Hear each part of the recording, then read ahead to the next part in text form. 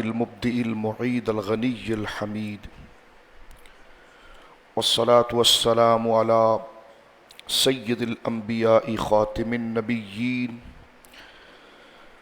سيد المرسلين شفيع المذنبين سيد الأولين والآخرين سيدنا وحبيبنا نبينا وكريمنا ومولانا محمد صلى الله عليه وسلم عبده ورسوله بالهدى ودين الحق أرسله صلى الله تعالى عليه وسلم.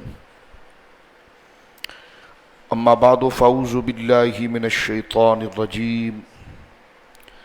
بسم الله الرحمن الرحيم. يا أيها الذين آمنوا بسم الله الرحمن الرحيم. يا أيها الذين آمنوا إذا نودي للصلاة من يوم الجمعة فاسعوا إلى ذكر الله وذروا البيع ذلكم خير لكم إن كنتم تعلمون. آمنت بالله صدق الله العظيم. ببركة إن الله وملائكته يصلون على النبي يا أيها الذين آمنوا صلوا عليه وسلموا تسليما. اللهم صل على سيدنا ومولانا محمد وبارك وسلم صلاة وسلاما عليك يا سيدي يا حبيبي يا رسول الله. كلهم من رسول الله ملتمس غرفا من البحر أو رشفا من الديم ثم الرضا عن أبي بكر وعن عمر وعن علي وعن عثمان ذي الكرم. مولاي صل وسلم دائما سرمدا على حبیبک خیر الخلق کلہم. اللہ کی حمد و ثنا نبی محترم نبی معظم باعث تخلیق ارض و سما صلی اللہ علیہ وآلہ آلہ وصحبہ وبارک وسلم کی بارگاہ مقدسہ میں انتہائی محبت و عقیدت کے ساتھ درود و سلام پیش کرنے کے بعد تمام تعریف اللہ وحدہ لا شریک کے لیے ہے. رمضان المبارک کا یہ مقدس جمعہ جسے ہم جمعۃ الوداع کے مبارک نام کے ساتھ یاد کرتے ہیں، اور یہ مقدس مہینہ کہ جس میں نوافل کا اجر فرضوں کے برابر اور فرضوں کا اجر 70 فرضوں کے برابر، جس کا پہلا عشرہ رحمت اور دوسرا عشرہ مغفرت اور تیسرا عشرہ جہنم سے آزادی ہے. یہ مبارک مہینے کی یہ آخری ساعتیں ہیں. اللہ رب العالمین جل وعلا یہ ہمارا مقدر فرمائے. ہمیشہ یوں ہوتا ہے کہ ہم اللہ رب العالمین کی توفیق سے یہ شرف پاتے ہیں کہ جمعۃ الوداع کے آخری جمعے میں جمعہ کے فضائل اور جمعہ کے مسائل اس عظیم دن کی اہمیت اور اس کے مقام کو اور اس اجتماع کی عظمت کو جاننے کی کوشش کرتے ہیں. جمعہ کا دن دنوں کا سردار ہے، اور اسلام کی نظر میں یہ دن بڑی اہمیت کا متحمل ہے. حضور سید عالم صلی اللہ علیہ وسلم جب آپ نے ہجرت فرمائی اور آپ مدینہ منورہ آنے سے پہلے قباء کی بستی میں آپ کا ورود مسعود ہوا. آج بھی الحمدللہ تعالی مدینہ منورہ خدا اس کے شرف کو رہتی دنیا تک سلامت رکھے، اور ہر بری اور میلی نظر سے اس پاک سرزمین کو اللہ محفوظ فرمائے. پہلے قباء کی بستی مدینہ منورہ سے ہٹ کر تھی.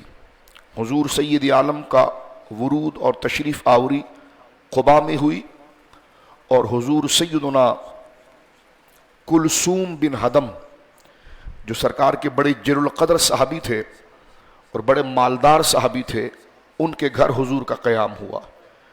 مدینہ منورہ میں تو حضرت ابو ایوب انصاری والا معاملہ جس طرح آپ جانتے ہیں. قباء کے اندر قیام جو ہے وہ حضرت کلثوم بن ہدم، اللہ نے ان کو بڑی جائیداد دی تھی، بڑا مال تھا ان کے پاس. ان کا ایک پورا ایک پلاٹ جس کو کہیے یارڈ کی طرح ایک بڑا میدان اور چاروں طرف دیواریں تھیں اور آگے مین دروازہ لگا ہوا تھا جیسا پلاٹ کو کنٹرول کرتے ہیں. سرکار اس میں آ کر تشریف فرما ہوئے اور بہت بڑا مجمع حضور سے ملنے کے لیے اسی میدان میں، اسی یارڈ میں اور اسی پلاٹ میں، کشادہ میدان میں حضور سے ملاقات کرنے کے لیے آتا تھا. آج بھی آپ مسجد قباء جاتے ہیں تو سڑک پر آپ اس عظیم بزرگ صحابی کا نام دیکھتے ہیں، شارع کلثوم بن ہدم، سرکار کے بڑے جلیل القدر صحابی ہیں وہ. قباء میں حضور کا ورود پیر کے دن ہوا، یعنی حضور نے ہجرت ختم فرمائی تو ہجرت کا اختتام پیر کا دن ہے. پیدائش پیر کے دن کی ہے، ہجرت پیر کے دن ہے، وحی کا نزول پیر کے دن ہے، سرکار کا دنیا سے تشریف لے جانا پیر کے دن ہے. یہ ان دنوں میں بڑی خاص معنویت آپ دیکھتے ہیں. اگر سیرت کا جتنا مطالعہ کریں گے تو بڑے اہم کاموں میں یہ دن نظر آتا ہے. حضور نے پیر کا دن، منگل کا دن، بدھ کا دن، جمعرات کا دن، یہ 4 دن آپ نے قباء میں گزارے اور اس میں بڑے جل و قدر لوگوں نے اسلام قبول کیا. جس طرح یہود قبیلے کے بہت بڑے عالم جن کا نام حضور نے بعد میں حضرت عبداللہ بن سلام رکھا، عبداللہ بن سلام، یہ حضرت یوسف علیہ السلام کی اولاد میں سے تھے اور یہود قبیلے کے اشراف سادات میں سے تھے، سیدوں میں سے تھے، اور انہوں نے اسلام قباء کی زمین پر حضور سے قبول کیا. جمعے کی صبح حضور علیہ السلام قباء سے مدینہ منورہ کی طرف روانہ ہوئے اور راستے میں سالم بن عوف کی بستی میں حضور نے پہلا جمعہ پڑھایا. آج وہ بالکل قباء شریف سے جب آپ مسجد نبوی شریف کی طرف چلتے ہیں تو راستے میں وہ مسجد جمعہ شریف، مسجد جمعہ، اس کی زیارت کی جاتی ہے، وہ موجود ہے جہاں پر حضور علیہ السلام نے جمعے کی نماز پڑھائی. جمعے کی بڑی اہمیت ہے اور بڑا مقام ہے. قرآن کریم نے ذکر کیا یا ایھا الذین آمنوا اذا نودی للصلاۃ من یوم الجمعہ.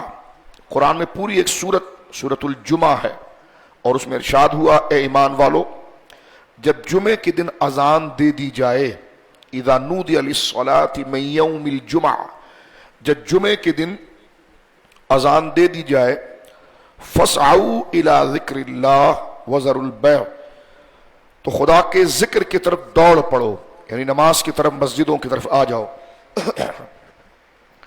وذروا البیع، اور خرید و فروخت چھوڑ دو. ذالکم خیر لکم ان کنتم تعلمون، اور یہ تمہارے لیے بہتر ہے اگر تم جانتے ہو. یعنی جمعے کی پہلی اذان جیسے ہو جائے تو اپنے کاروبار کو بند کر دیا جائے. یہ دوسری اذان جو ہے یعنی جو ابھی ہوئی ہے، یعنی ابھی ہوگی، اور ایک اذان وہ ہے جو امام کے سامنے لیکن مسجد سے باہر دروازے پر دی جاتی ہے. حضور آگے ہم حدیث دیکھیں گے، حضور سید عالم صلی اللہ علیہ وسلم کے دور میں اور حضرت ابو بکر صدیق کے دور میں اور حضرت عمر کے دور میں اذان جمعے کے دن دروازے پر ہوتی تھی. لیکن حضرت عثمان غنی کے دور میں جب پھیلاوا بہت ہوا اور لوگوں کا کاروبار بڑھا تو ان کو جمعے کے لیے مطلع کرنے کے لیے ایک اذان کا اضافہ کیا گیا جسے ہم پہلی اذان کہتے ہیں، اور اسی اذان کے ساتھ کاروبار ناجائز ہو جاتا ہے، ممنوع ہو جاتا ہے، اس کو چھوڑ دو. ہمارے بعض دوست یہ کہتے ہیں کہ ہمارا کاروبار بڑا ہے اور 5-10 کام کرنے والے ہمارے پاس ہیں، تو ایسا نہ کر لیا جائے کہ ادھر مسجد میں 1:15 پر جماعت ادھر ہے تو ادھر 1:30 بجے جماعت ہے، تو ادھر 2 بجے جماعت ہے، ادھر 2:30 بجے جماعت ہے، تو 2 کو پہلے بھیج دیا، باقی کام کرتے رہے. وہ 2 آ گئے 1:15 میں نماز پڑھ کے، تو ان کو دکان میں بٹھا دیا. دکان بند نہیں کی ہم نے، کاروبار بند نہیں کیا، 2 کو ادھر بھیج دیا، ان کو جلدی جو پہلی نماز تھی وہ پڑھا کر آ گئے، وہ آ گئے تو ان 2 کو پھر 1:30 والی میں بھیج دیا. تو اس طرح ہے، یہ بہانہ اسی طرح ہے، یہ بہانہ بیٹھ جائیے، یہ بہانہ اسی طرح ہے جیسے کہ بنی اسرائیل کو جب کہا گیا تھا کہ ہفتے کے دن مچھلی نہیں پکڑنا، ہفتے کے دن مچھلی نہیں پکڑنا، جب اللہ رب العالمین 7 دن ان کو خوراک دے رہا ہے تو ہفتے کے دن کی ممنوع کرنے کی یا ممانعات کی کیوں ضرورت ہے؟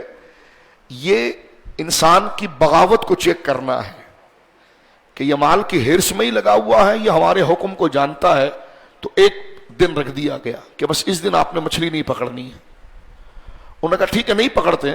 انہوں نے پکڑی نہیں. انہوں نے کیا کیا کہ جمعے کے دن آگے منڈھیر بنا دی تاکہ مچھلی آئے اور اس میں جمع ہوتی رہے. روزانہ آ رہی تھی وافر مقدار میں، لیکن ہرس اور لالچ، یہ غم کہ شاید مال ختم ہو جائے گا، اس طرف توجہ نہیں کہ اللہ نے حکم دیا ہے تو اس میں ہی حکمت ہے، مال کیسے ختم ہوگا، گاہک کیسے چلا جائے گا. وہ منڈیر بنا دیتے تاکہ ہفتے کے دن مچھلی نہیں پکڑیں گے لیکن مچھلی اس گڑے میں جمع ہوتی رہے. اتوار کے دن پر ہم جمع کریں. خدا کا عذاب ان پر آ گیا. کچھ بندر بنا دیے گئے، الیاذ باللہ کچھ خنزیر بنا دیے گئے. اتنا سخت عذاب ان پر آیا. تو وہی طریقہ بنی اسرائیل کا میں اور آپ استعمال کر رہے ہیں.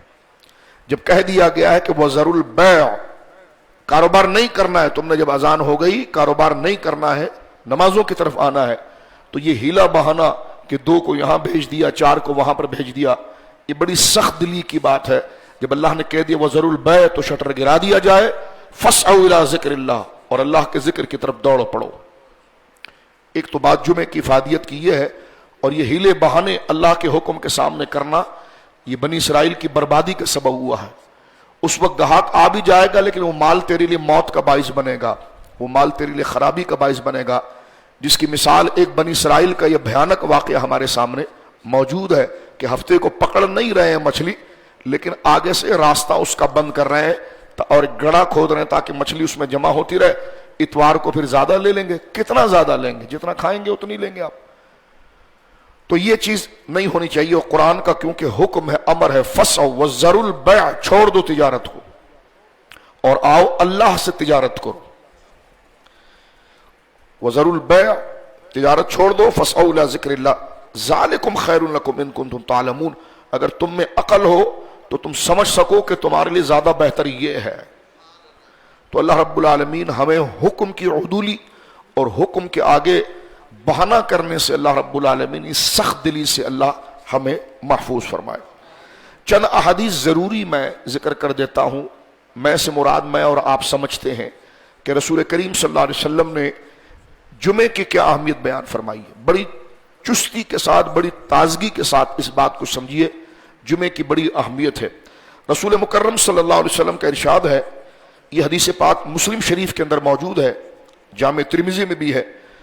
مسلم شریف میں 1977 پر یہ مرفوع روایت موجود ہے. عن ابی ہریرہ رضی اللہ عنہ قال قال رسول اللہ صلی اللہ تعالی علیہ وسلم خیر یوم طلعت علیہ الشمس یوم الجمعۃ فیہ خلق آدم وفیہ ادخل الجنۃ وفیہ اخرج منہا ولا تقوم الساعۃ الا فی یوم الجمعہ. رواہ مسلم. حضور فرماتے ہیں صلی اللہ علیہ وسلم سب سے اچھا دن جس پر سورج طلوع ہوا وہ جمعے کا دن ہے. کیوں؟ اسی دن حضرت آدم پیدا کیے گئے ہیں اور اسی دن جنت میں داخل کیے گئے اور اسی دن نکالے گئے اور قیامت قائم نہیں ہوگی مگر جمعے کے دن. یہ جمعے کے دن کی اہمیت ہے. یعنی کائنات کا پہلا انسان جو تخلیق کیا گیا، ایک مشرف اور اعلیٰ شخصیت جو بنائی گئی حضرت آدم علیہ السلام، وہ جمعے کے دن، جمعے کے دن ہی آپ پیدا ہوئے ہیں، جمعے کے دن ہی آپ کو جنت میں داخل کیا گیا تھا اور جمعہ کے دن ہی قیامت کا وقوع ہوگا. یہ مسلم شریف کی حدیث ہے. ایک مسلم شریف کی اور حدیث سماعت فرما دیجئے. یہ حدیث 1959 رقم الحدیث ہے. سنن نسائی میں بھی ہے، ابن ماجہ میں بھی ہے، دارمی میں بھی ہے، کئی احادیث میں ہے. یہ بھی سیدنا ابو ہریرہ سے ہے. عن ابی ہریرہ رضی اللہ عنہ قال قال رسول اللہ صلی اللہ علیہ وسلم ان فی الجمعۃ لساعۃ لا یوافقها عبد مسلم یسأل اللہ فیہا خیرا الا اعطاہ ایاہ.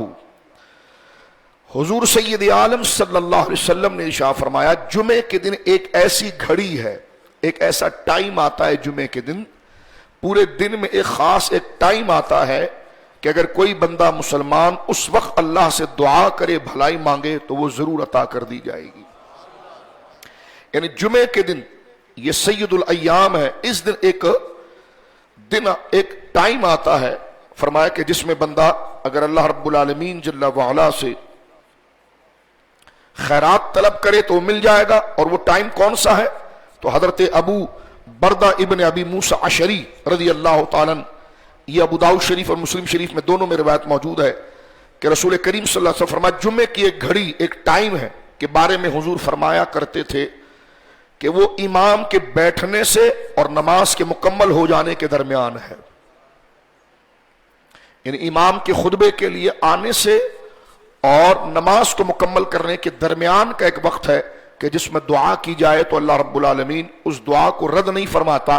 اس کے دو ٹائم ہیں جمعے کے لیے احادیث کو اگر جمع کر، ایک جب امام خطبے کے دوران بیٹھتا ہے اس وقت، لیکن ہاتھ اٹھا کر دعا کرنا جائز نہیں ہے، خدا را ہماری قوم سنجیدہ ہو جائے۔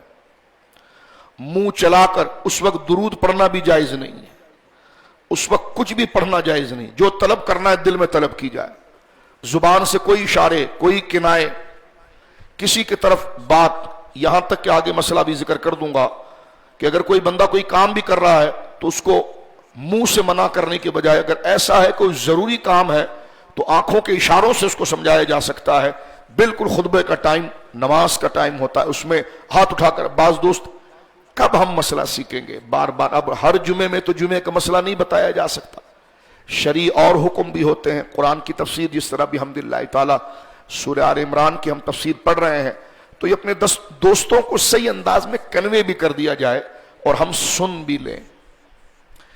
یہ ایئر کنڈیشن جو لگایا گیا ہے یہ آپ کو عبادت میں تازہ کرنے کے لیے، سلانے کے لیے نہیں کہ گرمی سے آپ بچ جائیں اور یہ ٹھنڈی ہوا چلے تو اس میں آپ مزید مستعد اور موٹیویٹ ہو جائیں دین کو سیکھنے کے لیے اور نماز میں خلوص کے لیے۔ اگر نمازوں میں سستی ہونا لگے تو پھر یہ لگانا مسجد میں حرام ہو جائے گا۔ یہ لگایا ہے جن بزرگوں نے، جنہوں نے مال دیا ہے، ان کے اللہ مال میں برکت دے، اور جو اس کا انتظام کرتے ہیں اللہ ان کو اجر عظیم عطا فرمائے۔ کتنا بڑا خرچہ ہے اس کا، بجلی کتنی زیادہ ہے، کتنی راحت ہے۔ تو یہ راحت آپ کو پیچھے دھکیلنے کے لیے نہیں ہے بلکہ مزید آگے لانے کے لیے ہے تاکہ موسم کی خرابی سے بچتے ہوئے آپ مستعد ہو جائیں۔ تو اس سے بینیفٹ نہیں اٹھائیں کہ بس اسی ہال کے اندر داخل ہو جانا ہے، پہلے آئیں اور بیٹھیں سکون سے۔ آپ نے پہلے کیوں اپنا وقت نہیں نکالا؟ تو یہ آپ کو سست کرنے کے لیے نہیں ہے بلکہ یہ آپ کو بیدار کرنے کے لیے۔ تو بڑی توجہ کے ساتھ اس مسئلے کو سنیے۔ رسول کریم نے فرمایا کہ بندہ جب ایسا غسل کرے جیسے جنابت کا غسل کیا جاتا ہے، جمعے کے دن ایسا غسل کرے جیسے جنابت کا غسل کیا جاتا ہے۔ جنابت کے غسل سے مراد کہ جس وقت ایک بالغ مرد پر غسل واجب ہو جاتا ہے جن صورتوں میں اور اس کے بغیر وہ پاک نہیں ہوتا، جیسے غرارہ کرنا اور پھر ناک کی کچی ہڈی تک پانی کو چڑھانا اور پورے بدن پر پانی کو اس طرح بہانا کہ بدن کا کوئی حصہ کہیں سے خشک نہ رہ جائے۔ بدن پر اگر بال زیادہ ہے تو پوری توجہ کے ساتھ اپنے بدن کے ہر بال، ہر بل، ہر بدن کا ظاہر کا جو حصہ ہے اس کو مکمل طور پر دھویا جائے، اس پر پانی بہایا جائے۔ اگر ایک بال، یہ بدن کے ظاہر حصے کا ایک بل بھی اگر خشک رہ گیا تو بندہ پاک نہیں ہوگا۔ ہاں، رمضان شریف میں یہ ہے کہ غرغرہ نہیں کر سکتے آپ، ناک کی کچی ہڈی میں پانی نہیں چڑھا سکتے، یہ مستحب ہے۔ صرف ناک کے قریب آپ نے پانی کیا اور سانس سے اوپر نہ کھینچا، اس سے فرض ادا ہو جائے گا۔ اور منہ میں آپ نے پانی کو گھما دیا، غرغرہ نہ کیا، غرغرہ مستحب ہے۔ صرف منہ میں آپ نے جس طرح وضو میں کلی کرتے ہیں احتیاط کے ساتھ کہ پانی حلق سے نیچے نہ اتر جائے، اس طرح کا اگر آپ نے منہ میں کلی کر لی اور منہ میں اس وقت، ظاہر سی بات روزے کی حالت میں ہے، اور دنوں میں تو یہ خیال رکھنا پڑتا ہے کوئی چھالیا، کوئی چیز، کوئی ایسی چیز پھنسی بھی نہ رہ جائے کیونکہ غسل جنابت ہے یہ، اس میں کوئی گوشت کا بڑا ٹکڑا، کوئی چھالیا، کوئی چیز دانت میں پھنسی رہ گئی اور بندے نے غرارہ کی اور بعد میں نکلا تو وہ حصہ خشک رہا تو اس کی نماز بھی گئی اور اس کا غسل نہیں ہوا۔ تو غسل جنابت میں یہ بڑی احتیاط ہے۔ بدن کا کوئی بھی حصہ کیونکہ بعض اوقات بدن فربا ہونے کی وجہ سے، اور آج کل تو یہ سب کا ہی حال ہے، پیٹ باہر نکل آیا تو پیٹ کے نیچے کی بل اس کو باقاعدہ اٹھا کر بندہ پانی پہنچائے گا، ٹانگوں کو کھول کر اور اپنے پاؤں کے درمیان کے پیٹ کے نیچے کی جو دونوں پاؤں کے حصے ہیں اس کے درمیان پہنچائے گا۔ شرعی مسئلہ بتانے میں شرم نہیں ہے، شریعت کا حصہ ہے، حلال۔ اپنے ہپس کی جانب پر وہ ٹانگوں کو پھیلائے گا اور دونوں ہپس کے درمیان جو راستہ ہے وہاں پر پانی کو بہائے گا اور بدن کے سارے حصے کے اوپر پانی بہائے گا، اور شریعت کے حصے کو بتانے میں شرم نہیں۔ بتانے کے حوالے سے جو انسان کا عضو خاص ہے عموماً جو ہے چمڑی ڈھلک کر آگے کی طرف آتی ہے، شریعت مطہرہ نے یہ کہا کہ اس وقت اپنے عضو کی چمڑی کو پیچھے کر کر بھی پانی بہائے گا، کہ جو چیز امکاناً ظاہر ہو جاتی ہے کسی خاص حالت کے اندر وہ تمام ظاہر ہونے کے حکم میں ہے۔ اگر وہ وقتی سستی یا کسی وجہ سے بدن ڈھیلا پڑ گیا ہے اور اعضاء ڈھیلے پڑ گئے ہیں اور چمڑی لٹک گئی ہے تو اس کا اعتبار نہیں ہوگا، چمڑی کو دوبارہ پیچھے کر کے اور اس کے بلک کو کھول کر ہر وہ حصہ جو اپنے وقت انتشار میں کھل کے سامنے آتا ہے وہ ظاہر کے حکم کے اندر ہے اور ان تمام کو دھونا فرض ہے۔ اسی طرح ناف کی گولائی کے اندر پانی کو داخل کرنا، کہ ایک انگلی سے ناف کے اندر ہاتھ مارنا، یہ کان کے جو بل ہے یہ رہ جاتے ہیں، ٹھوڑی کے نیچے کا حصہ رہ جاتا ہے۔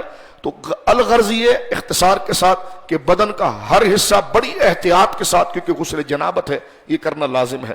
رسول کریم نے فرمایا جس نے جمعے کے دن ایسے احتیاط سے غسل کیا جیسے غسل جنابت کی جاتی ہے، پھر وہ مسجد میں آیا اور حضور سید عالم فرماتے ہیں کہ اس نے غسل جنابت کے مثل غسل کیا، اور پہلی ساعت جیسے جمعے کا وقت شروع ہوا ہے، زوال کا وقت ختم ہوا، ظہر کا وقت داخل ہو گیا جمعے کا، وہ آیا اور اس نے آ کر اپنے آپ کو مسجد میں پیش کر دیا، تو وہ ایسے ہے جیسے اس نے اللہ کی راہ میں پورا ایک اونٹ جو ہے وہ صدقہ کیا، اتنا بڑا اجر ہے۔ فرمایا جو اس سے تھوڑا سے، حضور سید عالم فرماتے ہیں جو دوسری ساعت میں تھوڑا ٹائم لیٹ آیا اس سے ایسے ہے جیسے پوری گائیں اللہ کی راہ میں صدقہ کیا۔ ظاہر سی بات ہے کسی مثال سے حضور سمجھائیں گے، اور سرکار ایک ماں سے زیادہ شفیق ہے تو مثالوں سے حضور سمجھاتے ہیں، یعنی کیسے دیکھو نا، بندے کو اللہ کی راہ میں صدقہ دینے کا جوش آئے تو وہ قیمتی چیز دیتا ہے، تو جانور میں قیمتی چیزوں میں اونٹ ہے جس میں گوشت بھی زیادہ ہے اور زیادہ لوگوں میں جائے گا تو اس کا دل چاہتا ہے کہ میں قیمتی چیز بھی دوں اور لوگوں کو فائدہ پہنچے، تو سرکار نے پھر اس بڑے اجر کی مثال اونٹ سے دی ہے کہ جو شروع وقت میں آیا اسے ایسے ہے جیسے اس نے اونٹ اللہ کی راہ میں دیا، جو اس سے تھوڑی دیر بعد آیا وہ ایسے ہے جیسے گائیں اللہ کی راہ میں دیا، اور فرمایا جو تیسری ساعت میں آیا اس سے اور پیچھے وہ ایسے جیسے سینگ والے مینڈے دومبے کو اس نے اللہ کی راہ میں دیا، اور جو چوتھی ساعت میں آیا وہ ایسے ہے جیسے مرغی کے مثل۔ اب یہ اجر کا جو شوق ہے اس کی مثالیں آ رہی ہیں، اور جو اجر مل رہا ہے اس کے وفور اور اس کا حصہ بتایا جا رہا ہے۔ فرمان مثل مرغی ذبح کر کے اللہ کی راہ میں خرچ کیا، اور جو آخری ساعت میں آیا وہ ایسے ہے جیسے اس نے ایک انڈا اللہ رب العالمین جل وعلا کی راہ میں کسی کے لیے صدقہ کیا جو اس کے پیٹ بھر کا سامان ملے جو آخر میں آیا۔ اور فرمایا جب امام خطبے کے لیے نکلتا ہے حضور سید عالم فرماتے ہیں کہ فَإِذَا خَرَجَ الْإِمَامُ حَضْرَتِ الْمَلَائِكَةُ يَسْتَمِعُونَ الذِّكْرَ، ہائے، فرمایا جب امام خطبے کے لیے نکلتا ہے فرشتے جوق دور جوق مسجد میں آ جاتے ہیں خطبہ سننے کے لیے۔ یہ صادق المصدوق سب سے بڑے سچے جناب سید عالم صلی اللہ علیہ وسلم نے یہ ارشاد فرمایا۔ تو ایک ساتھ تو وہ ہے خطبے کی جہاں پر دعا کی جاتی ہے، اور سیدہ زہرا پاک کا عمل مبارک یہ حدیث کے اندر کہ آپ عصر سے مغرب کا درمیان جو ہے جمعے کا، اس کو یہ فرماتی ہیں اور یہ بھی احادیث میں ہے کہ یہ جمعے کی قبولیت کی ساتھ ہے۔ اگر جمعے کے دن عصر سے مغرب کے درمیان دعا کی جائے تو حدیث پاک کے اندر آتا ہے اللہ رب العالمین اس دعا کو رد نہیں فرماتا۔ حضور سید عالم کیا فرماتے ہیں، غور کیے، جمعے کا دن عید کا دن ہے، عید کا دن ہے، حدیث پاک کے اندر کثرت سے ہے کہ جمعے کے دن کو عید کا دن، عرفات کے دن کو عید کا دن کہا گیا ہے۔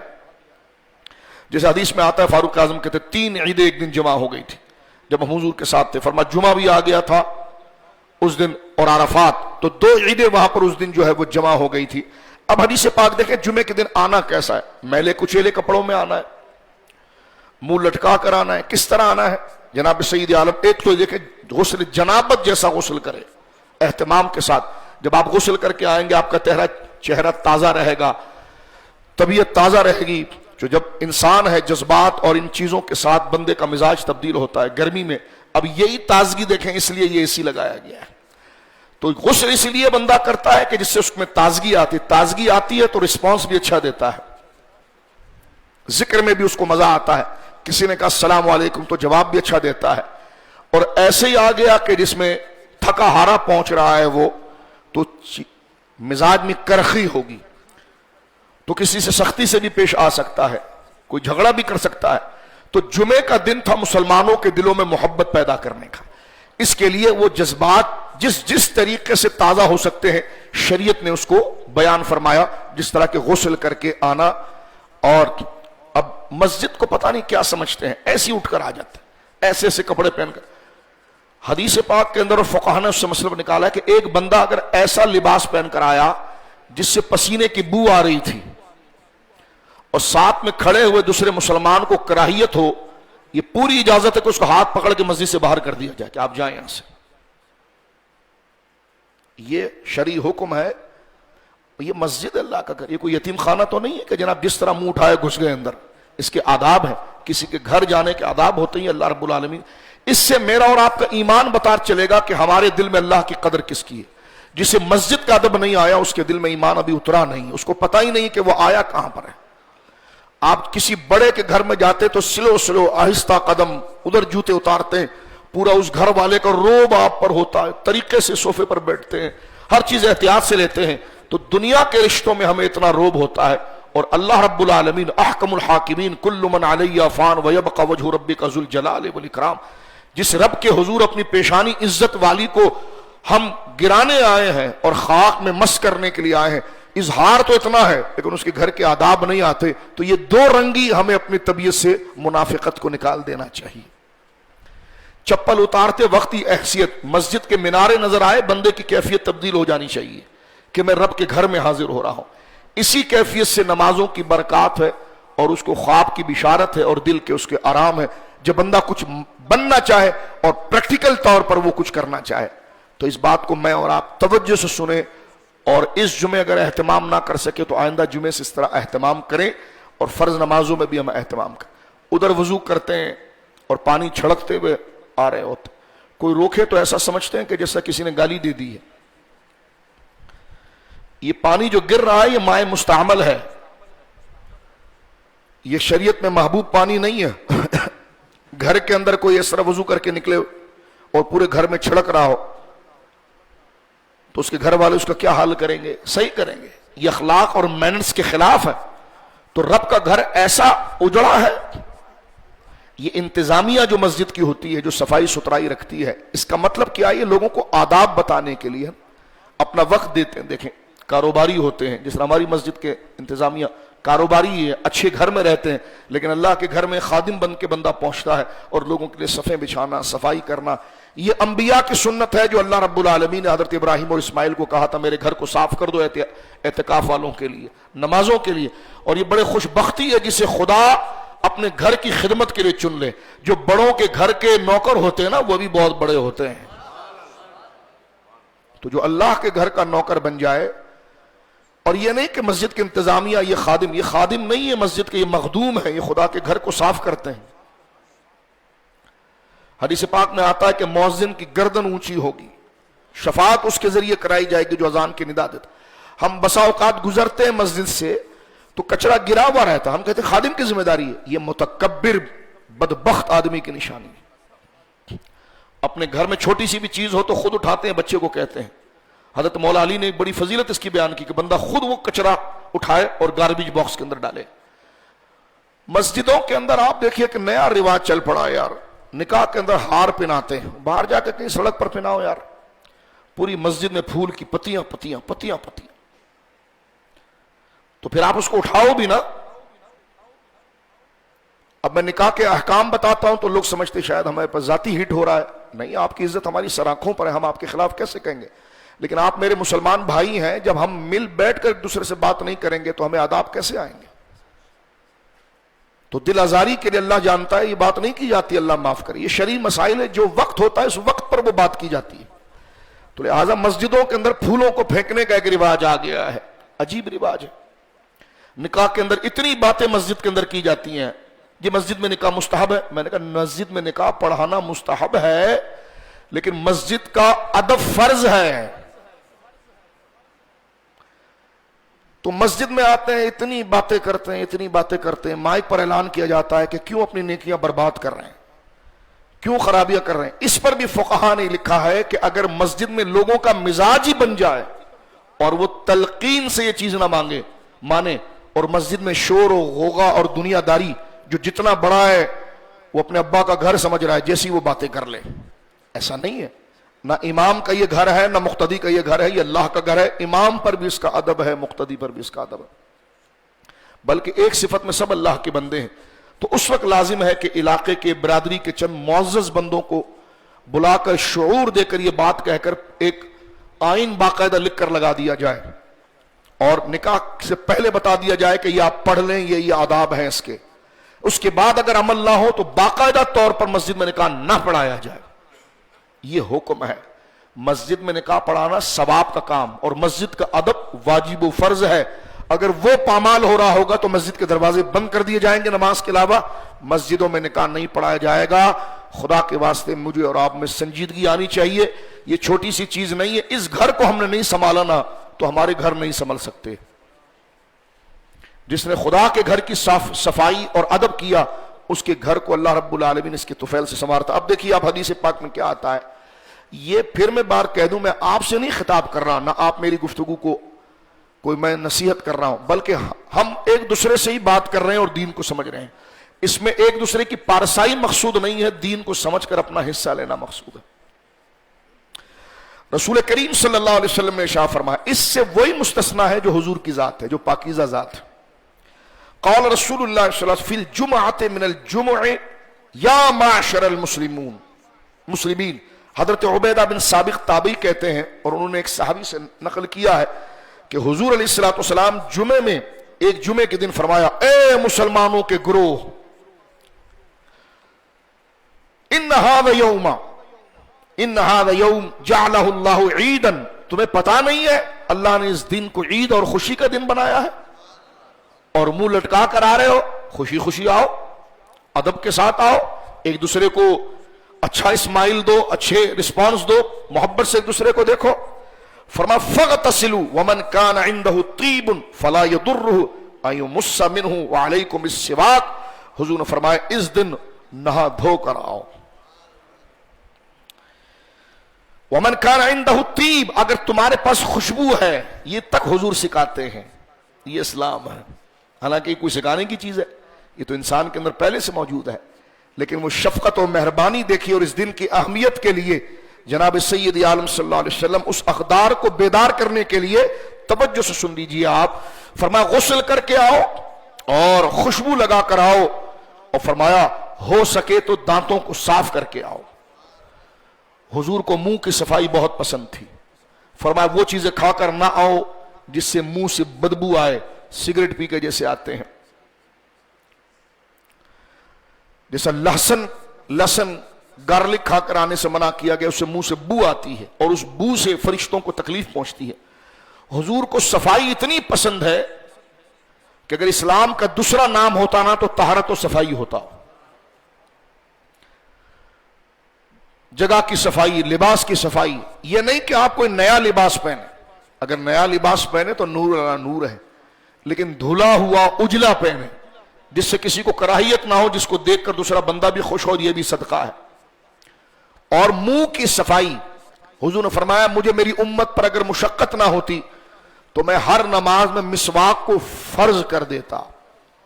یہاں تک کہ آپ اندازہ لگا دیجیے، وقت نہیں ہے، سرکار نے جب رفیق اعلیٰ کا سفر کرنا ہے، حضور دنیا سے بظاہر رخصت ہو رہے ہیں، مزار مقدسہ میں جا رہے ہیں. حضرت عبداللہ بن زبیر اس کمرے میں آئے، ان کے ہاتھ میں مسواک تھا. سرکار نے حضرت عائشہ ہماری ماں کی طرف دیکھا، حضرت عائشہ سمجھ گئی سرکار کیا کہہ رہے ہیں، تو فوراً کہا لاؤ مسواک دو. یعنی اس حالت میں بھی حضور اپنے دانتوں کو صاف کر رہے ہیں. اور حضور تو صاف ستھرے ہی ہیں نا، آپ کا لعاب شفا ہے. لیکن یہ دیکھیے عمل صفائی اپنے اندر لائیں، سستی کاہلی نکالیں، منہ کی صفائی رکھیں. اور آج میڈیکل بھی کہتی ہے اس سے آپ کے بدن، معدے، طبیعت، شوگر، دیگر چیزوں میں آپ کے لیے کتنی ترقی ہے. یہ حضور کے معمولات ہیں. سرکار جب باہر سے آتے گھر میں پہلے ہاتھ دھوتے تھے. سرکار کا یہ معمول تھا، جب باہر سے کہیں سے تشریف لائے تو گھر میں داخل ہو کر حضور اپنے دونوں ہاتھوں کو دھو کر تشریف لاتے تھے. آج یہ چیزیں پروف ہو رہی ہیں. حضرت عائشہ صدیقہ کہتی ہیں کہ سرکار دو عالم صلی اللہ علیہ وسلم کو میں نے مسواک دیا تو وہ سخت تھی، تو سرکار نے اشارہ فرمایا تو میں نے اپنے دانتوں میں اور اپنے منہ میں اس کو نرم کیا، اور اس پر میرا لعاب بھی لگا ہوا تھا، اور میں نے سرکار کے دہن مبارک میں رکھا تو سب سے آخری چیز جو حضور کے دہن میں تھی وہ میرا لعاب تھا. لیکن آپ دیکھیے سرکار رب سے ملاقات کر رہے ہیں اور پھر بھی مسواک کی خواہش ہے کہ میں مسواک، یعنی منہ کی صفائی. تو منہ کی صفائی لازم ہے. ہمارے وہاں میلے کپڑے پہننے کو ولایت سمجھا جاتا ہے.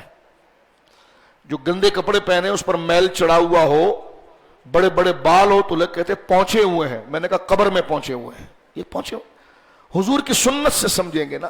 سرکار کو دعوت دی حضرت جابر بن عبداللہ نے گھر پر کھانے کی.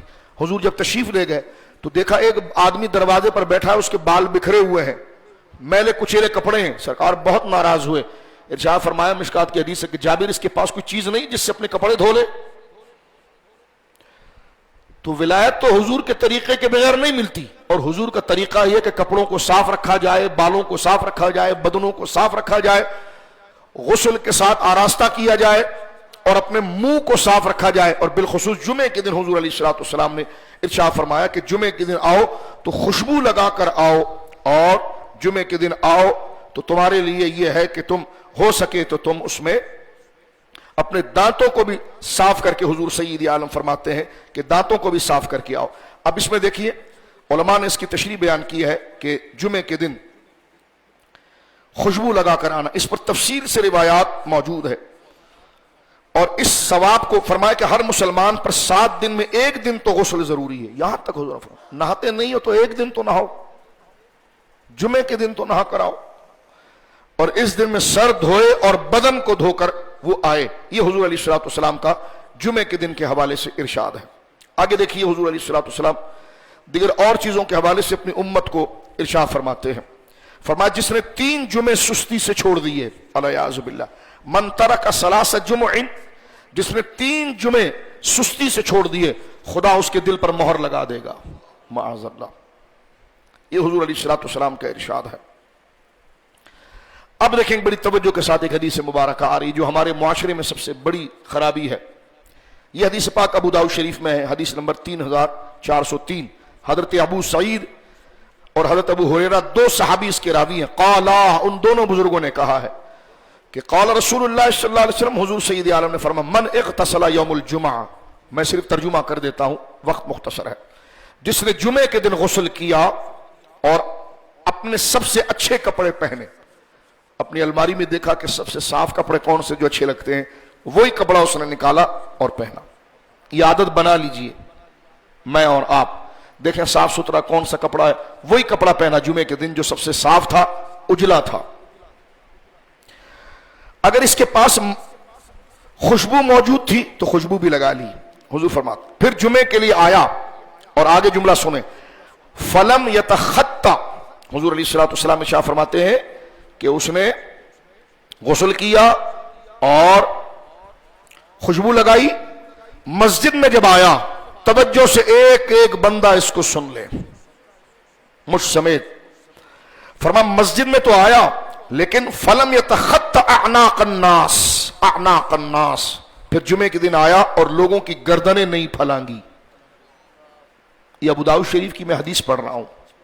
رسول اللہ کا فرمان، 2 صحابی ابو سعید خدری اور حضرت ابو ہریرہ، فرمایا جمعے کے دن آیا، غسل کر کے آیا، اچھے کپڑے پہن کر آیا، خوشبو لگا کر آیا. دروازہ کھول کر دیکھتے ہیں جگہ کہاں پر ہے، تو ایک کے گردن پر، دوسرے کی گردن پر، تیسرے کی گردن پر. ادھر پہنچے گا بابا، پہنچیں گے ادھر بیٹھیں گے. مجلس کے آداب نہیں ہے. اب دیکھیں حضور اس پر کیا فرماتے ہیں. کہتے اتنی سختی آپ کرتے ہیں. میں نے کہا اس کا وبال آپ دیکھ لیں. صرف حضور فرماتے ہیں صلی اللہ تعالی علیہ وآلہ، یہ جامع ترمذی آپ پڑھ رہا ہوں آپ کے سامنے، جامع ترمذی ابواب الجمعہ، باب نمبر باب ما جاء فی کرایۃ تخت یوم الجمعہ. امام ترمذی نے پورا چیپٹر باندھا ہے لوگوں کی گردنیں پھلانگنا مکروہ تحریمی ہے. لوگوں کی گردن پھلانگنا، ان کے کندھوں پر ٹانگیں پھیلا کر آگے صف میں گھسنے کی کوشش کرنا قریب حرام ہے. سن لیا سب نے بھائیوں نے، میں نے بھی سن لیا. اب عمل کریں اس کو. اس کا عذاب کتنا بڑا ہے ذرا اس پر غور کرنا. ادھر تو صرف یہ کہا کہ جو جمعے کے دن آیا، غسل کیا، مسواک کیا، خوشبو لگایا، لوگوں کی گردنیں نہ پھلانگے. اور امام ترمذی علیہ رحمت نے کراہیت کا باب باندھا ہے، مکروہ تحریمی، تحریمی حرام کے قریب ہوتا ہے. جاننے کے باوجود اگر پھلانگے گا تو یہ گناہ کبیرہ ہوگا، اور گناہ کبیرہ جہنم میں لے جانے والا کام ہوتا ہے.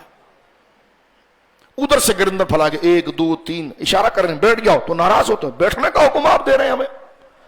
تم امام ہو بس نماز پڑھاؤ. ہم نے کہا دیکھیں امام نمازی پڑھائے گا وہ آپ کی طرح امام انسان ہے، لیکن شرعی حکم بیان کرے گا تو قرآن نے کہا لا ترفعوا اصواتکم فوق صوت النبی، نبی کے سامنے آوازوں کو بلند نہ کرو. یہ حکم فقہا نے مسجد کے امام کا بھی لکھا ہے کہ جس وقت وہ شرعی مسئلہ بتائے گا تو اگلا اپنی آواز کو نیچے رکھے گا اور شریعت کے حکم کو مانے گا. 2 دن پہلے حرم کے اندر جو غلاظت ہوئی ہے معاذ اللہ، ہم جمعے کے دن اس عمل کی مذمت کرتے ہیں. کسی سیاسی جماعت سے ہمارا تعلق نہیں، لیکن اتنا بھی نہ کرو. پہلے قادیانیوں کو بھر لیا تم نے، اب مسجد حرم کی بھی تقدس کو پامال کر رہے ہو. جو آوازیں بلند کی گئی علیہ باللہ، ہر مسلمان کا دل اس سے پھٹ رہا ہے. یہ بے ادبی سنائی، جس نے سکھایا اس کا یہ عذاب اس کے سر پر ہوگا. اور مسجد الحرام کی تصدیق لازم ہے. اور جو بندہ نومینیٹ ہو جائے کہ یہ بندے نے یہ حرکت کی تھی، قانون اس کے اوپر اگر کام نہ کرے تو مسلمان پر لازم ہے کہ اس سے سلام دعا نہ رکھے، اگر جب تک وہ توبہ نہ کرے. سوشل بائیکاٹ کرے اس کا کہ مسجد حرام میں اتنی اونچی اونچی آوازیں، مسجد کے اندر آوازیں کسنا اور باتیں کرنا، ہمیں نہ ان سے غرض ہے نہ ان سے غرض ہے. تم دونوں جاؤ جہاں تمہارا ٹھکانہ ہے، لیکن اللہ کے گھر کو پلیت نہ کرو. حکومت ملتی ہے تو قادیانیوں کو گھسیڑتے ہو نام مدینہ کا لے کر ہے، اور تمہیں عزت نہیں تو تم رمضان میں ڈھول باجے کرتے ہو. تم رمضان کی راتوں کو عورت و مرد کے اختلاط کو کرتے ہو. خدا تمہیں ہدایت دے یا خدا تمہارے ناپاک وجود سے ہمارے وطن کو پاک کرے. ہمیں نہ ان سے غرض ہے نہ ان سے غرض ہے، لیکن جو حرکت ہوئی ہے اس کی شدید مذمت کرتے ہیں. مذمت نہ کریں تو ہم مسلمان کیسے رہیں. اب آپ سنیے حضور نے فرمایا وہ گردنیں نہ پھلانگیں. بات کو ختم کر دیتے ہیں اس پر جلدی سے. فرمایا قال رسول اللہ صلی اللہ علیہ وسلم. میں اپنے ہر بھائی کے سامنے ہاتھ جوڑ کر یہ روایت پڑھتا ہوں کہ ہمیں اپنے آپ کو تبدیل کرنا ہے. خدا اتنا پڑھا لکھا دور ہے یار، اتنی سمجھداری کا دور ہے، لیکن ہمیں مجلس کے آداب نہیں آئے. جس کی گردن پھلانگ رہے ہیں اس کے دل میں پہلے بغض آ جاتا ہے، یہ کیا حرکت کر رہا ہے. حضور ایک ایک کو جوڑ کر پیار کے لیے جمع کر رہے ہیں اور تو نظام کو منتشر کر رہا ہے. میں نے تو مسجد کی انتظامیہ اور برادری کے بزرگوں سے بھی کہا کہ یہ لکھ کر لگا دیں اور بالکل اس کو مسجد سے روکیں گے. اگر وہ ناراض ہوگا کہ یہ آپ کیا کر رہے ہیں، محبت سے مسئلہ سمجھائیں گے، پھر کرے گا تو مسجد میں آنے نہ دیا جائے. یعنی صرف مسجد کی انتظامیہ یا میں اور آپ میٹھے میٹھے کے لیے نہ رہیں، کڑوے کے بھی رہیں. جو قانون آپ کے یہاں پر ہے، یہاں پر کوئی تھانہ کچہری نہیں چلتی ہے، یہاں پر شریعت کا قانون چلتا ہے. جو ہے وہی ہوگا. یہ میری اور آپ کی ذمہ داری ہے. جب ہم اپنے گھر کے اندر کسی کی، اللہ جانتا ہے کسی کی تذلیل مراد نہیں، العیاذ باللہ، ہم خود خدا کے بارگاہ میں ایک بیکار اور عاجز بندے ہیں. ان اکرمکم عند اللہ اتقاکم. اللہ کی بارگاہ میں وہی بزرگ ہے جو اللہ سے سب سے زیادہ ڈرتا ہے. نیت میں نے واضح کر دی. قال رسول اللہ صلی اللہ علیہ وسلم من تخطى رقاب الناس، اللہ اکبر، جو نمازوں میں لوگوں کی گردنوں کو پھلانگے، جو مسجدوں میں لوگوں کی، یعنی مطلب تو سمجھ میں آ رہا ہے گردنوں پھلانگنے کا. جو لوگوں کی گردنوں کو پھلانگے یوم الجمعہ، خاص جمعے کے دن، اتخذا جسرن الی الجہنم، اس نے جہنم پر خود کو ڈوبنے کے لیے خود اپنے ہاتھ سے پل بنا لیا ہے. العیاذ باللہ، استغفر اللہ ربی من کل۔ اس سے بڑی وعید کیا ہوگی؟ فرمایا جو لوگوں کی گردنیں پھلانگے اس نے جہنم میں خود کو پہنچانے کے لیے برج بنا دیا ہے۔ لوگ تو صحیح راستے پہ جا رہے، اس نے برج بنا کر خود کو جہنم میں گرایا ہے۔ یہ جامع ترمذی شریف کی حدیث ہے میرے دوستو۔ لوگوں کی گردنیں پھلانگ کر آنا جمعے کے دن جہنم میں خود کے لیے برج بنانا ہے، جسر بنانا ہے۔ ایک تو آداب مجلس نے، اب بھی اگر ہم بیدار نہیں ہوں گے تو کب بیدار ہوں گے؟ تو میرے دوستو بزرگوں، اس کو جہاں جگہ ملے وہاں بیٹھ جایا کریں، اور جب صفوں کی درستگی ہو تو پھر آگے کی چیزوں کو گویا کہ درست کر لیا کریں۔ اسی طرح اب آخری مسئلہ یہاں پر میں عرض کر دیتا ہوں، وہ خطبے سے متعلق ہے تاکہ بات یہاں پر مکمل ہو جائے۔ امام جب خطبے کے لیے کھڑا ہو اس وقت سے لے کر، امام جب خطبے کے لیے ٹیک لگا کر، کیوں میرے بھائی دیواروں کو ٹیک لگا کر آپ بیٹھتے ہیں؟ اگر آپ کو کرسی کی حاجت نہیں ہے تو پھر آپ خود کو دھوکہ دے رہے ہیں، خواہ مخواہ آپ بیٹھ رہے ہیں، اس پر نماز اپنی خراب کر رہے ہیں۔ اس پر بھی انشاءاللہ آئندہ جمعے ہم کلام کریں گے۔ اور آپ کو اگر کوئی ایسا درد نہیں ہے تو آپ ٹیک لگا کر بیٹھیں۔ ٹیک لگانے سے دل سوتا ہے، بیداری نہیں آتی، اور کسی ذکر کی اہمیت، کسی جگہ کی اہمیت کے بندہ بالکل مستعد رہتا ہے، ٹیک نہیں لگاتا، وہ بدن باڈی لینگویج احترام کی طرف آتی ہے۔ نوجوان ہوتے ہیں ٹیک لگا کر بیٹھے ہوئے، تو میں کہتا ہوں کم سے کم ہمارے فرنٹ پر نہ بیٹھو، کہیں اور جا کر بیٹھو، کیونکہ اگر سمجھنا نہیں ہے آپ کو تو ہمارے سامنے تو نہ بیٹھو، کیونکہ انسان ایک دوسرے سے ذوق لیتا ہے۔ آپ کو سمجھا رہے ہیں، بتا رہے ہیں، پھر انتہا میں آ کر یہ جملہ کہہ رہے ہیں کہ کیسے آپ کو سمجھائیں۔ تو حدیث پاک کے اندر جو آ رہا ہے اس کا خلاصہ دیکھیے، یہ عمل کی نہیں۔ پھر میں عرض کر رہا ہوں، کسی کو تنقید براہ راست نہیں کی جا رہی، شرعی مسئلہ بڑے ادب اور لحاظ کے ساتھ پیش کیا جا رہا ہے، لیکن ادب ہے شریعت کے مسئلے کا، بندے کا نہیں۔ بندہ اس پر عمل کرے، میں بھی عمل کروں اور آپ بھی عمل کریں، اللہ ہمیں عمل کرنے والا بنائے۔ فرمایا جاتا ہے کہ جب امام خطبے کے لیے کھڑا ہو جائے اس وقت سے، اردو بول رہا ہوں سن لیجئے، امام جب خطبے کے لیے آ جائے اس وقت سے نماز تک جتنے بھی ذکر ہے سب ناجائز ہو جائیں گے۔ کوئی تسبیح نہیں پڑھی جائے گی، نہ درود پاک پڑھا جائے گا، کچھ نہیں۔ جب درود پاک تسبیح نہیں پڑھی جائے گی تو پھر باتیں کیا کی جائیں گی؟ ممنوع ہے۔ البتہ صاحب ترتیب، جو نمازوں میں ترتیب ہوتی ہے، وہ اپنی قضا نماز پڑھ سکتا ہے۔ یوں ہی جو شخص سنت یا نفل پڑھ رہا ہے وہ فوراً اپنی نماز کو ختم کرے اور خطبے کے احترام میں بیٹھ جائے۔ جو چیزیں نماز میں حرام ہیں، یہ مسئلہ سن لیجیے آخر میں، پھر دن کب آئے گا۔ جو چیزیں نماز میں حرام ہیں، کیا کھانا نماز میں حرام ہے، نہیں کھا سکتے، گناہ گار۔ پینا حرام ہے، سلام کرنا کسی کو ناجائز و حرام ہے، کسی نے سلام کیا نمازی کو وہ جواب دے، یہ حرام ہے۔ یہی چیزیں سب کے سب خطبے میں بھی حرام ہے۔ اردو سن لیجئے، میں اور آپ سمجھ لیں، یہ خطبے میں بھی حرام ہے، یہ آداب خطبہ ہے۔ ہاں، یہاں تک کہ نیکی کا حکم دینا، یہ نہیں کرو یہ کرو، اس کی اجازت خطیب کو ہے کہ اگر وہ ممبر سے دیکھ رہا ہے کہ یہ کام ہو رہا ہے تو وہ خطبہ روک کر اس کی اصلاح کر سکتا ہے، اس کے علاوہ کسی کو اجازت نہیں ہے۔ فرمایا کہ امر بالمعروف، ہاں خطیب امر بالمعروف کر سکتا ہے، جب خطبہ پڑھے تو تمام حاضرین پر سننا اور چپ رہنا فرض ہے۔ جو لوگ امام سے دور ہو کہ خطبے کی آواز ان تک نہیں پہنچی، انہیں بھی چپ رہنا واجب ہے۔ جس تک پہنچ رہی ہے انہیں فرض ہے، جن تک نہیں پہنچ رہی ان پر واجب ہے۔ اگر کسی کو بری بات کرتا ہوا دیکھے خطبے کے اندر کہ کوئی بندہ بات کر رہا ہے تو اس کو ہاتھ یا سر کے اشارے سے منع نہیں کر سکتے،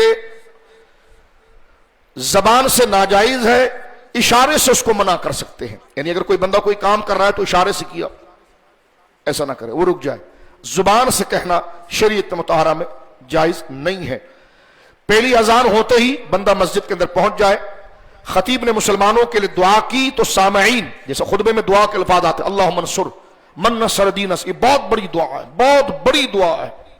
اللہم انصر من نصر دین سیدنا مولانا محمد، یا اللہ اس کی مدد کر جس نے نبی پاک کے دین کی مدد کی، اور ربنا واجعلنا منہم، اور اللہ ہمیں بھی اس سے کر دے۔